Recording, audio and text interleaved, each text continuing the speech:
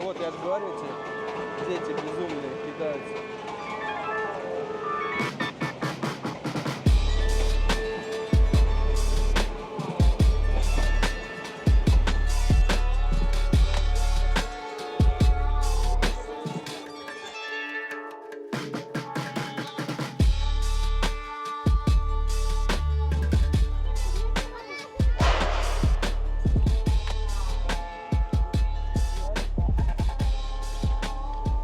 Я наступил в говно человечество.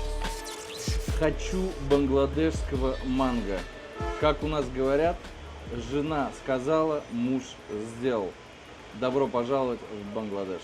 Первая остановка после 24-часового перелета, но я беру в общем, в Читтагонге, в кафешке. Опять рис, опять курочка и опять много-много мух. На этот раз они меня больше не пугают. Я побеспокоился за свое здоровье и взял с собой немножко сорбента. Сейчас нам нужно быстро перекусить и проехать 130 километров. Из Читтагонга мы отправляемся в сторону Кокс-базара. На улице влажно, сыро, жарко, все шумит, сигналит. Все так, как и должно быть в Бангладеше. Все то, что мне нравится. Но вообще, если вы питаетесь в таких местах, старайтесь хотя бы увидеть, что это все моментально разогревается или готовится на огне, потому что, я так понимаю, и рис вчерашний, и курица это вчерашняя, ну, вариантов просто больше нет, если честно, поэтому придется съесть. Это должно быть вкусно. На вид не очень, но нужно есть. Мой знакомый ест руками.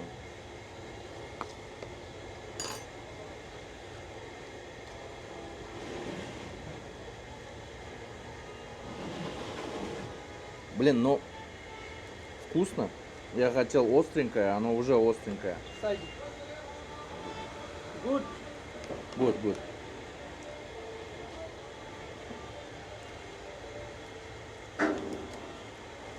Это пловом назвать, конечно, нельзя. Это курочка и рис в какой-то массале приготовлено.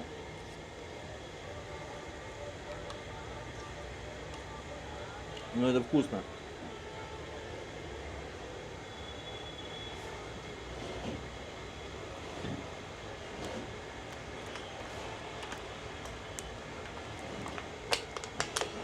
Только почему-то здесь никогда к рису не подают никаких салатиков. Вот. Рис и курица и все. Понаблюдаем за ним, как он ест. Он еще не догадывается, что мы смотрим.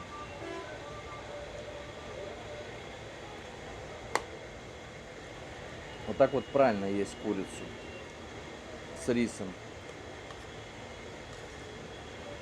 По-бангладешски.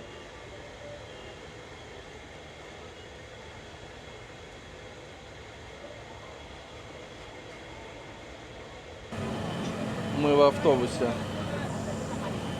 едем, как белые люди. Водитель увидел, что иностранец, и сказал, он кого-то выгнал с этого места, даже с ребенком, неважно, выгнал и говорит, пускай здесь садится и лицезреет нашу страну. И вот дети каждые 5 минут заходят, что-то предлагают, какие-то закуски. No problem. Он просит его заснять. Все просят на камеру попасть. То есть автобус уже едет, а люди еще поднимаются.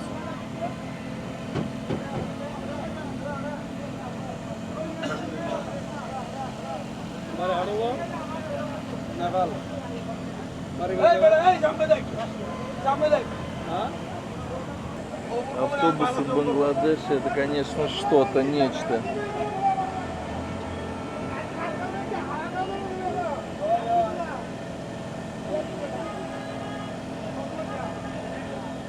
Главное, чтобы никто не подпрыгнул, не дернул камеру. Это самое опасное. Вот сколько себя помню, постоянно жена какие-то задания мне сложные дает, невыполнимые практически. Но приходится все равно выполнять их. Как бы не было тяжело, даже глаз заморгал от недосыпания. Водитель предложил мне закинуть за щеку какую-то фигню, и я отказался. Ну это вот... My friend, this name? Bus. Anis. Anis?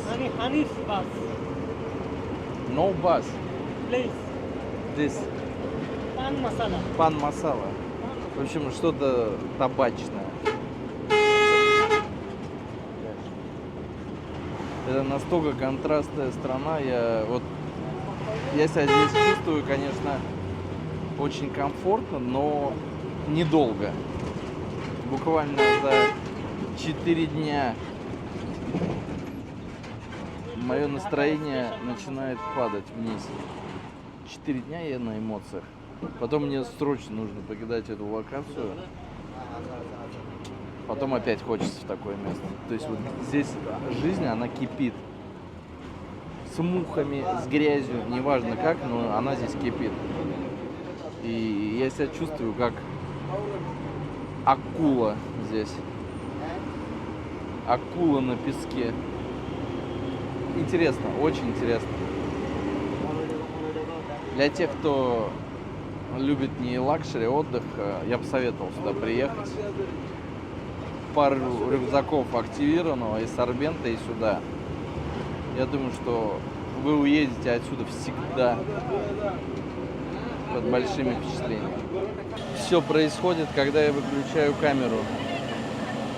Вот наш зазывало, который в нашем автобусе сидит, получил от товарища полицейского таким прорезиненным шлангом вот в это место. Тот ему попал. Полицейские не разрешают автобусам парковаться и стоять вдоль дороги. И начинают по ним просто стучать, отбивать автобусы. И прям вот при мне он сотрудник полиции, он же ГАИ, он же ДПС, разбил поворотник старому автобусу, который стоял перед нами. Просто. И он это делает с такой злостью. Разбил, выместил зло, и все. Человек потерял энергию, спокойно стоит, как удав. Но наш выхватил нормально.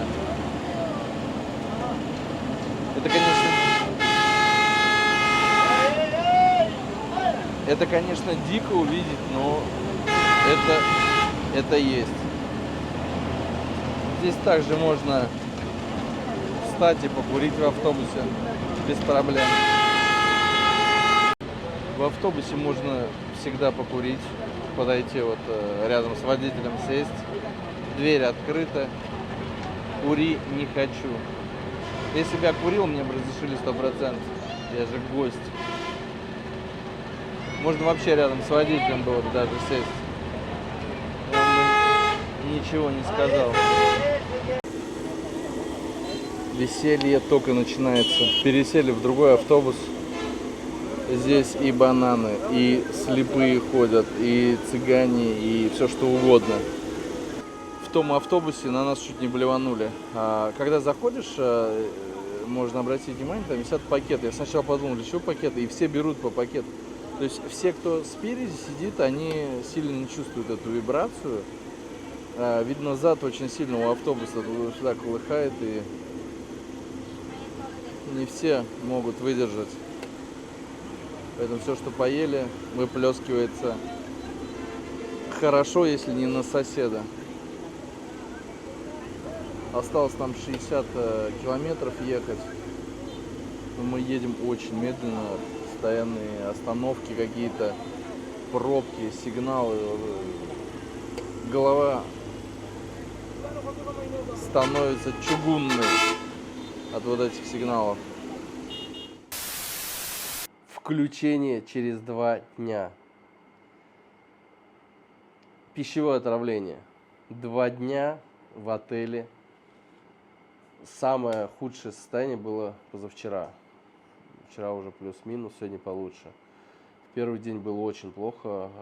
Первые симптомы: поднимается температура, ничего не хочется есть, хочется много-много пить. Воду выпиваешь, не можешь напиться. Каждые 5 минут выпиваешь по литру воды.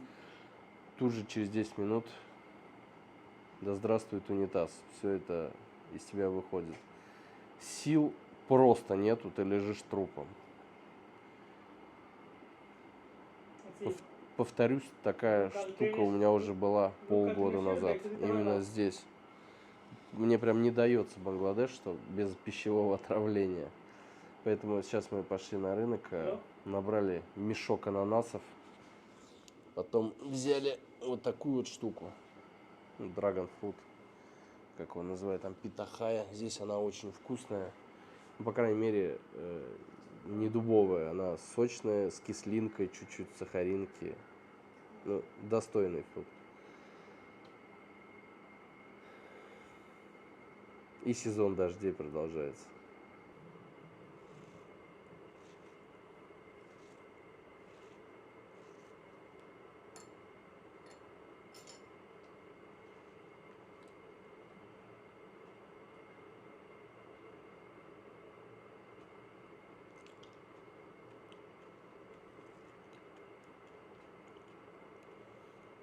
Здесь очень много вот этого добра. И если меня не подводит мое зрение, а оно меня никогда не подводит, эта штука здесь растет. Потому что, когда мы ехали на автобусе, я увидел кактусы, на которых висели вот эти штуки. Что вот эти штуки не видел, как висят, но кактусы видел. И видно, что это ухоженный чей-то участок. Мне кажется, здесь даже вкуснее, чем в Таиланде. И то, что к нам привозится, это, конечно, все дело не спелое. У нас не тот вкус. Здесь все поароматнее. И вот у красного драгонфрута очень сильный вот этот вот красный розовый пигмент такой красящий.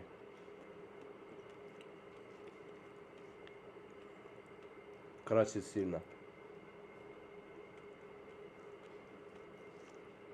Да здравствует пищевое отравление.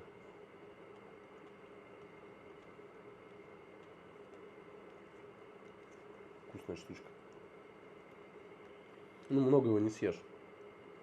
2 в день максимум. Его хорошо добавлять в какие-нибудь фруктовые салаты, потому что у него такой плюс-минус нейтральный вкус, и в миксе будет хорошо. После вкусного фруктового салата грех не проехать на велорикше и на поезде. Дождик, слава богу, прошел. Дышится свежо, но очень влажно. Нам опять попался рикшист, который ногами крутит. То есть уже, наверное, 50 на 50 рикш, которые от батареи работают. В принципе, в номере не нужен кондиционер, если есть вентилятор. Ну и хотя бы ветерок. Мне повезло с комнатой, она немножко у меня продувается, так как угловое. Я открываю 2 окна, есть небольшая тяга. Ну и плюс вентилятор. Судя по количеству точек, на которых продается обувь, Дака — это большой сплошной рынок. Обувь в копейки стоит. Ну, естественно, она такого же и качества, одноразовая. Хорошая обувь. Это магазины Apex, Bata, ну, не знаю, местные какие-то бренды, которые на слуху, я их назвал.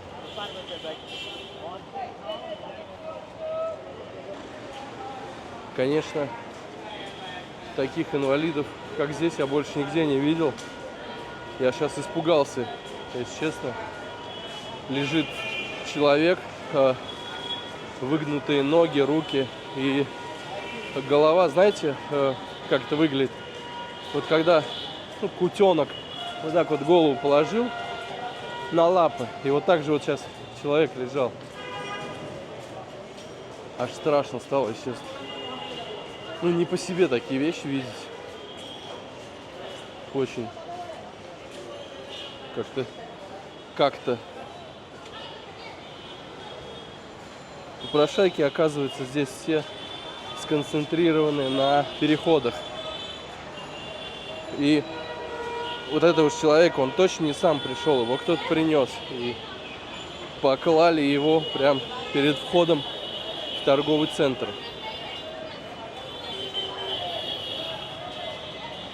У кого-то это бизнес.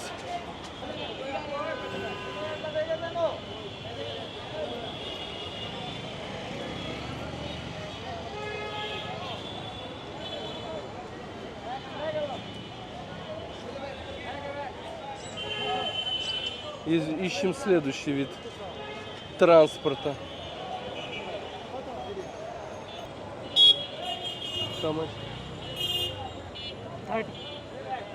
Почему? Любые поездки это 30, 20, 40. Максимум то, что мы платили велорикше, это когда уже прям совсем далеко ехали, это 100. 100 така, это где-то 80 рублей. Здесь церковь, мы, оказывается, проехали, но никаких опознавательных знаков не вижу. Просто забор. Я бы не понял, если бы не сказали.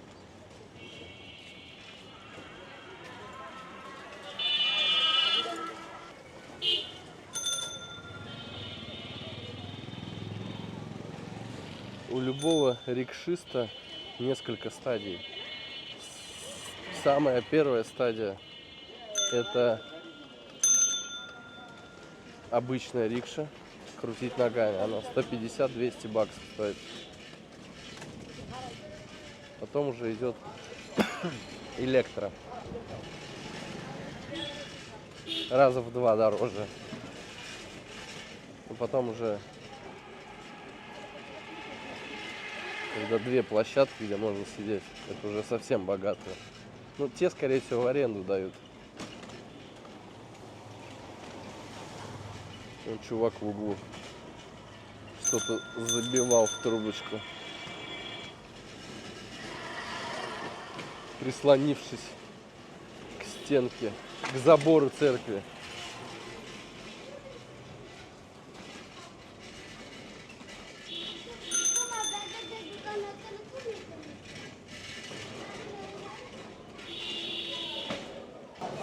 Ну, мы почти на месте. Здесь тоже, я смотрю, много-много банан продается. Банана-маркет? Мне подсказывают, что здесь банановый рынок. Так, все, на месте.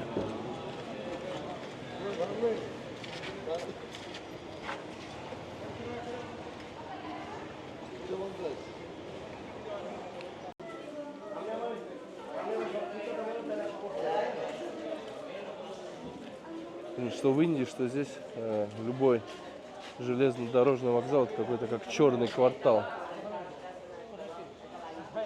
Мы сейчас поедем на местных поездах, прокатнемся. Ну, интересно, просто чисто какой-то здравый интерес. Если прямо идти туда по путям вперед, где-то 1,5 километра, там будет местный базар овощной. И очень неприятное место. Именно вдоль путей, где лучше не останавливаться. Козы, люди, попрошайки, непонятные личности, местные цыгане.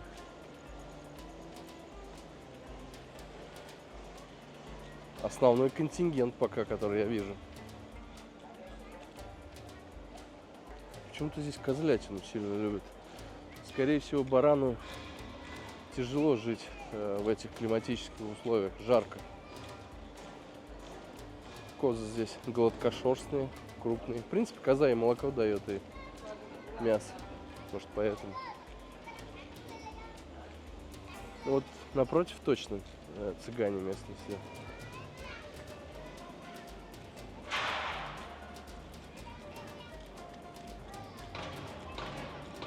Поезд, который попал, вагоны, которые попали в аварию. Такое бывает.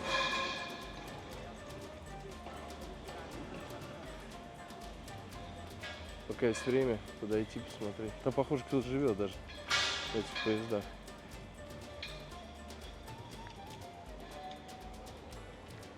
Если вы путешественник и спите где попало, это не лучшее место остановиться в Даке на ночлег. Вас могут ночью побеспокоить. И скорее всего там ребята Драксы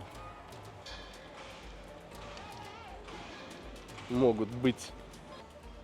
Это... Давай, прекращай.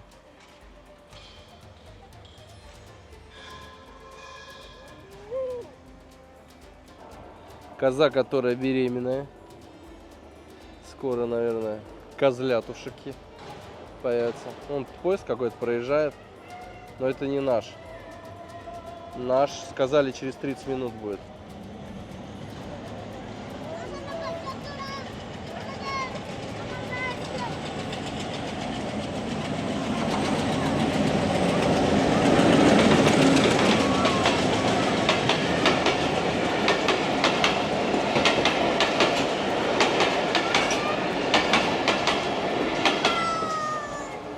Free banana for kids.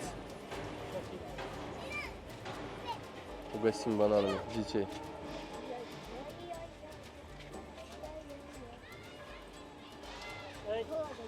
Их, наверное, бананы не интересуют. Эй,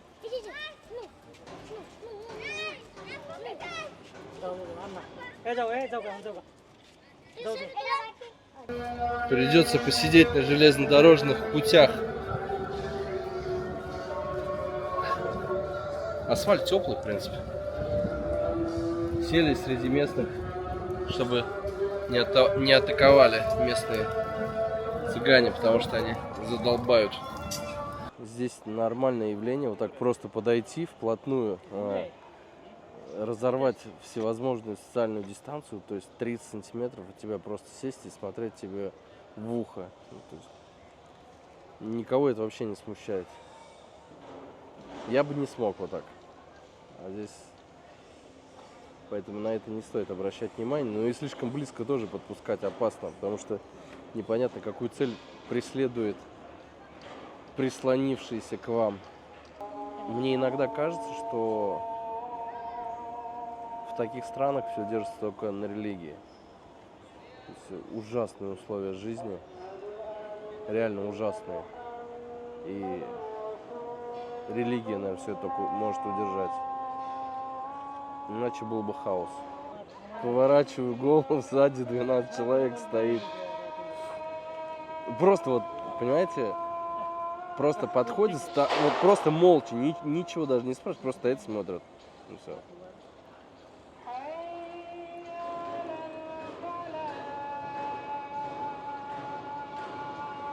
Здесь очень много мечетей.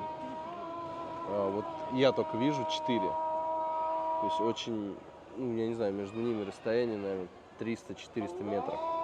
И из-за высокой плотности.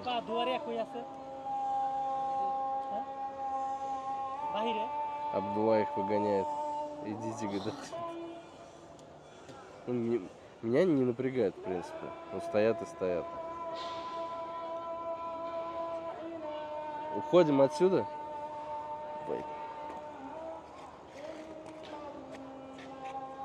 Хихоньки-хахоньки, я в говно в человече наступил.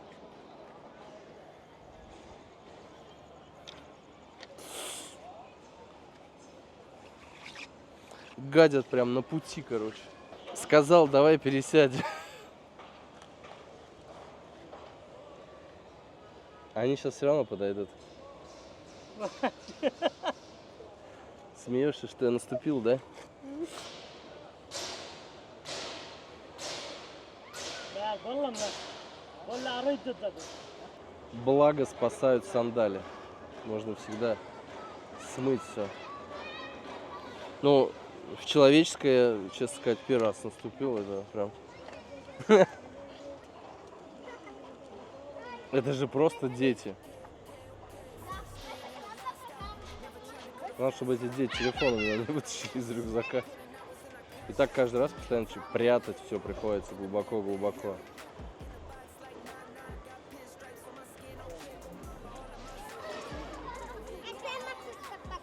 Для них камера как осиновый кол.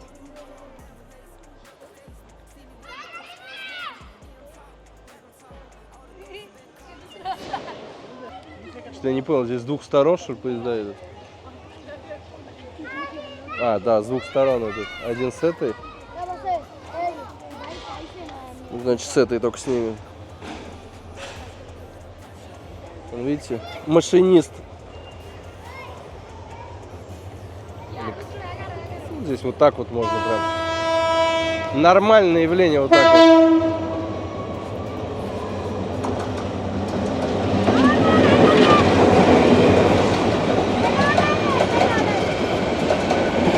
Ну, вид у них, конечно, как будто их из ссылки везутся.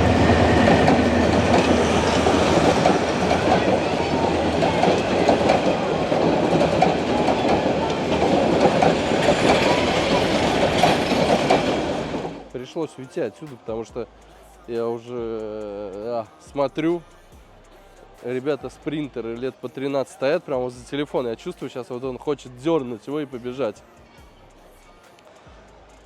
Соответственно, нам эти догонялки не нужны. Я говорю, Абдуле, говорю, пойдем прогуляемся лучше. Этот момент вот как раз самый опасный на вокзалах. Подошел в желтом, ну и играет во рту языком, половинкой лезвия. Я говорю, дай сниму. Он говорит, он мне говорит 100 баксов. И это он сейчас мне показывает, типа, я сам тебе готов дать деньги. Вытащил 100 така. Народ прям массово хлынул. Я не знаю, где он был. Сразу прям пошел. Прям пошел.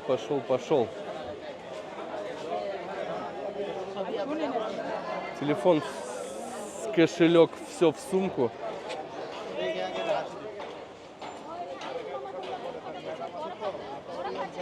Здесь местные только слушают местных. По отношению, конечно, к туристам ведут себя вольготно. То есть проявляют наглость какую-то.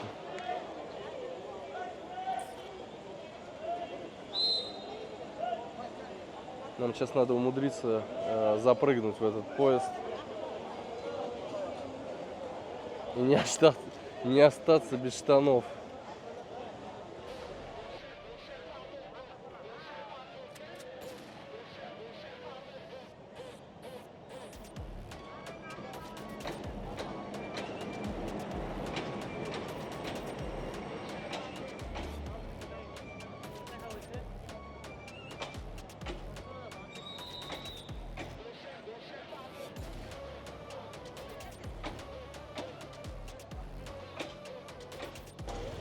Успешно поднялись на поезд.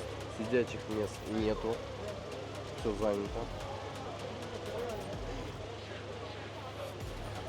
Вагон полный.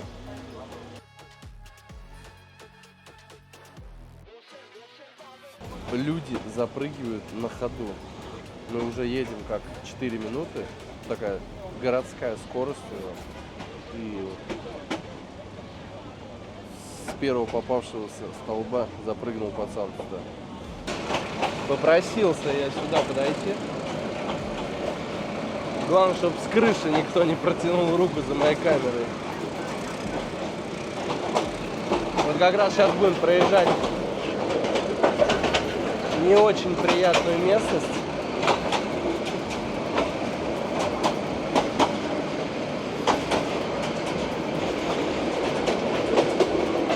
Здесь и камни могут кинуть, и... Ну вот, я же говорю, эти дети безумные кидаются.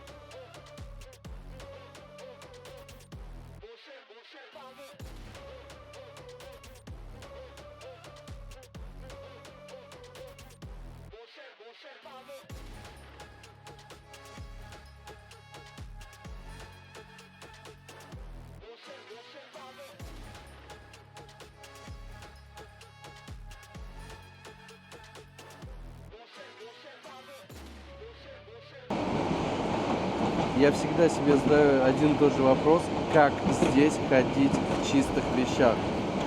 Здесь все будет ушатано. Куда бы ты ни сел, всегда есть грязь. Даже я смотрел, девушки идут вот в этой одежде, то за колесо зацепились, то в лужу, то туда, то сюда. Мои майки не отстирает ни одна стиральная машинка. Полдня достаточно походить по даке, ее можно выкидывать. Она прям впитывает в себя всю грязь, которая была на сиденье. From Russia. I know a lot about Russia.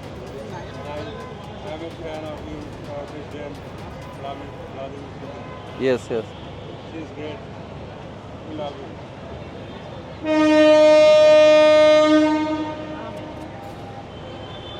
На крыше там никто не крадется с крючком.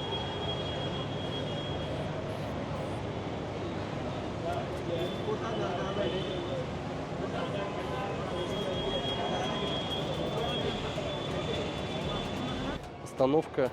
Нам еще ехать 2 вперед. Вышел подышать, там невозможно. Там как селедки в банке все сидят, спрессованные. Вон ребятишки сидят на крыше. Опа-на. И тут, оказывается, вон много их кто сидит.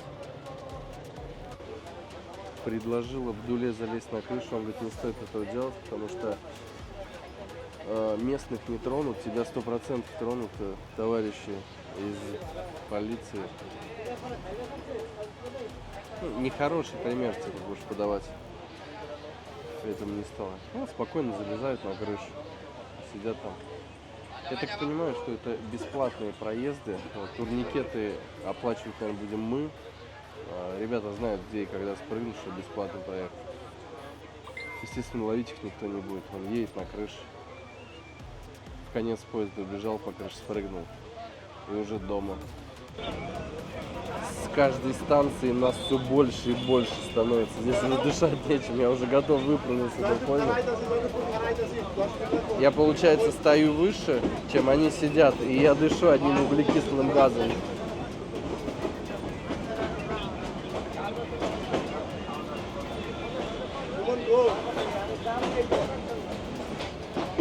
Самые крутые места здесь, это получается у выхода, и кто сидит возле окна. Остальное не очень. Женщины без мужей в такой вагон не могут зайти. Здесь находятся только мужики. Хотя впереди сидит женщина, но она с мужем. Без мужа тебя отсюда попросят уйти прочь. Короче, мы выходим. Я что-то передумал доехать дальше. Тут сейчас какой-то мрак будет. Здесь еще больше народу. Лучше уйти отсюда. Пока шорты целые. Вот, что в аэропорту я заметил, что бенгальцы, как правильно, бангладешцы, такие нагловатые в плане пролезть без очереди. что вот здесь толкаются, лезут, неважно, стоишь ты впереди или сзади. Они просто лезут и все.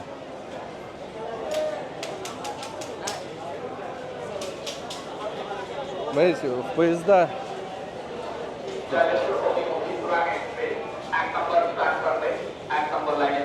поезда залазят прям через окна.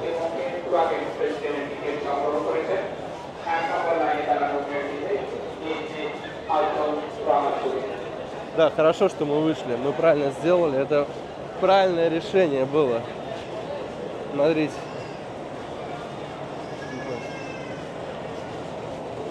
Туда только в бальном платье залезать сейчас. Он сидит машинист. Также дети лезут куда-то. Ну, там не только дети.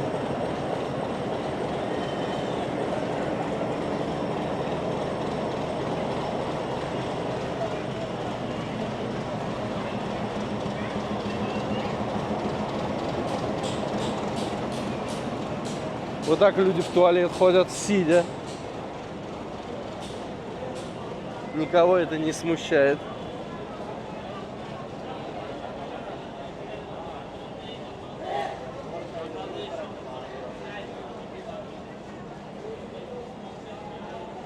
Контейнеры из Китая.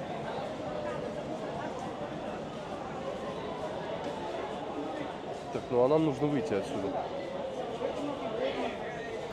Кто-то умудряется даже спать на крыше поезда, который едет.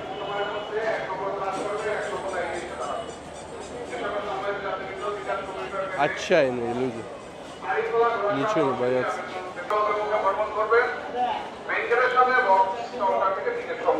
И еще я заметил, что у меня от жары здесь руки почему-то липнуть начинают. До чего ты дотрагиваешься или кожа что-то выделяет? Какой-то липкий пигмент. Так, где у нас здесь выход? Выход в город.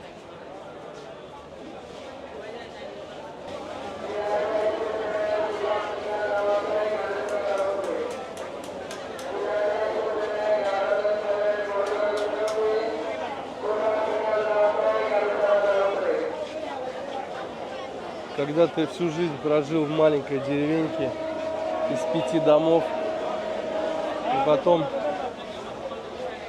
попадаешь в такой город.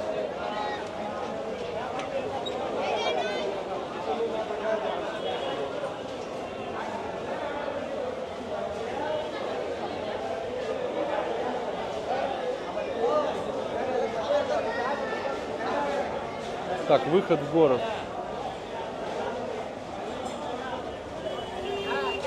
Мы, получается, вообще ничего никому не платили, мы просто проехались.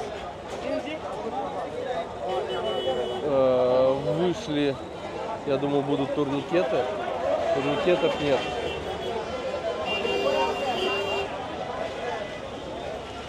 У меня желание отпало вообще больше на поездах кататься в Бангладеш. Такой суеты я давно не видел.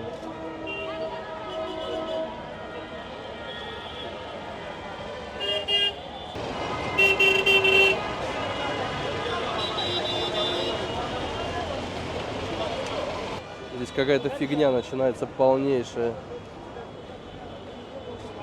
Бабушка подошла и просит денег, и она прям пристает. Я говорю, not money, а она все равно лезет. Я показываю на моего друга, и вот к нему обращайтесь.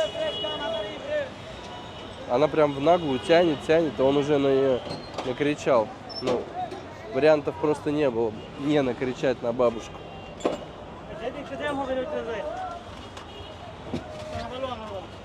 Кричать на бабушку. Так себе тема. Я защищен от бабушки.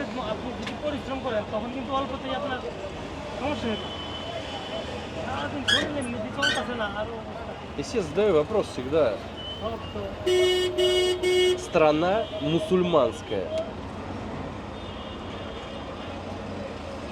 вот это не просто так появилось, чтобы вы понимали. То есть воровство, оно есть. Почему эта здесь тема не пресекается жестко? Например, в том же, не будем называть страну, там за это у тебя будут проблемы, если что-то украдешь. И очень большие проблемы. А здесь решетки проще поставить. Решение проблемы. То есть украл и украл. And this is very crowded. And it was a headache. It was a headache for me. I just totally disturbed. Перевожу. Нехорошее место.